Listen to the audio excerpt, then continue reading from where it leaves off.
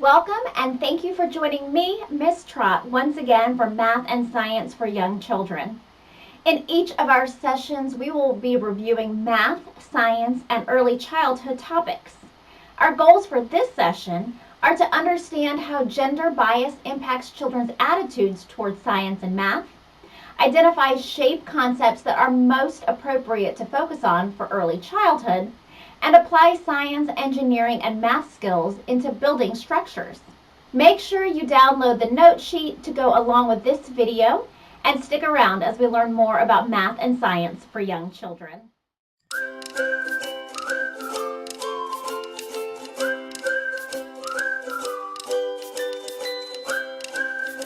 Gender roles can come from biases seen in media, families, or peers. You can see society's messages about gender roles in toys and in clothing. Even traditionally gender-neutral toys, such as blocks, now come in boys and girl versions. Sometimes stores even have designated aisles for boys and girls, which send the message that boys do not cuddle and girls do not build. The hidden messages that girls receive about STEM shape their self-concepts, confidence, and interests in those subject areas.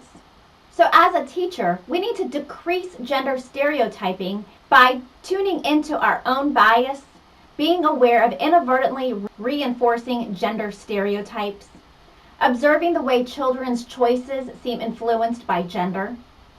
Encourage boys and girls to do the same activities.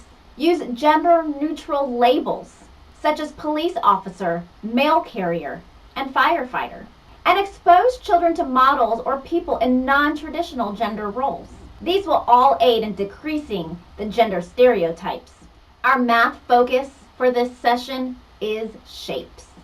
The shape is a form of an object, and in mathematical concepts, we focus on two-dimensional and three-dimensional shapes.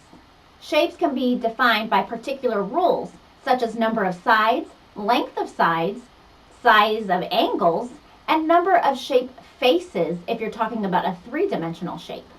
A classic mistake that early childhood educators make when working with shapes is that they limit the learning objective to simply recognizing and naming the shapes. And they also present only one typical, stereotypical version of the shape.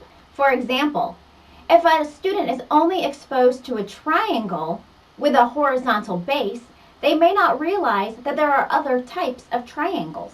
Knowing the names of the shape is not the same as understanding the rules that govern shapes.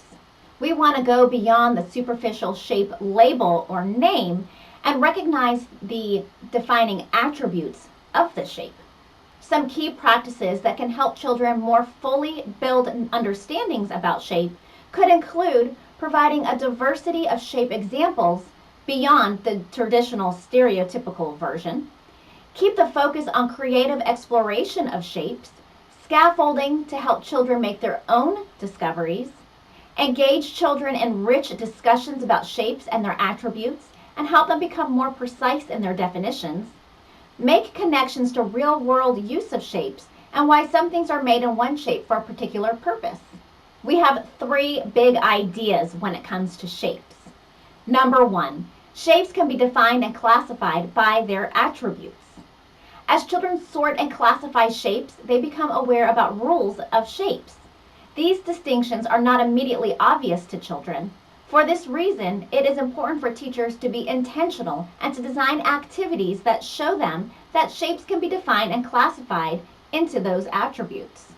Number two, the flat faces of solids, a three-dimensional shape, are two-dimensional shapes. As they explore three-dimensional solids, children will discover that the faces or sides of these solids look like circles, rectangles, triangles, and other common two-dimensional shapes. And number three, shapes can be combined and separated to make new shapes. This is also called composed and decomposed. Opportunities to combine, rotate, and compare shapes will help children develop understanding of part-whole relationships within and among shapes, as when two identical right triangles can be combined to make a rectangle. This is the idea that there are shapes within shapes.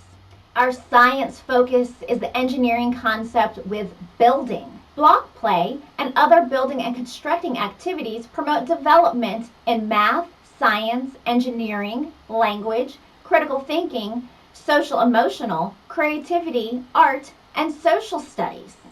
Building with blocks and other materials develop a wide range of early learning abilities in STEM. When children have experiences building with many different kinds of materials, they begin to notice the attributes such as size, shape, texture, and weight, and how they affect the design and stability of their construction. A structure is a form that keeps its shape. Structures may be made of one or more parts that can be arranged and connected together in a special way to provide support and stability. Our activity this week is going to be building a structure with a group. You're going to have time to explore and build with different materials, and this is going to be a very open-ended exploration. While you're building, you will be using trial and error, problem solving, creativity, and collaboration. I also want you to notice the math, science, and engineering aspects of what you're doing. You will see yourselves using rich language and vocabulary, and notice your spatial reasoning and problem solving skills and what theories you are using to formulate your ideas and the testing of them. After you complete your structure building activities, I want you to be able to ask yourselves these questions and have answers. To what goal did you have in mind while building with the materials at this station? What thoughts do you have about using these materials with children? And what science, engineering, and math thinking skills might children use while exploring these materials? That wraps us up for this session. Be sure to go online and check for all of the other materials and activities posted to go along with this topic. If you have any questions, please reach out to me or your instructor. We are here to help.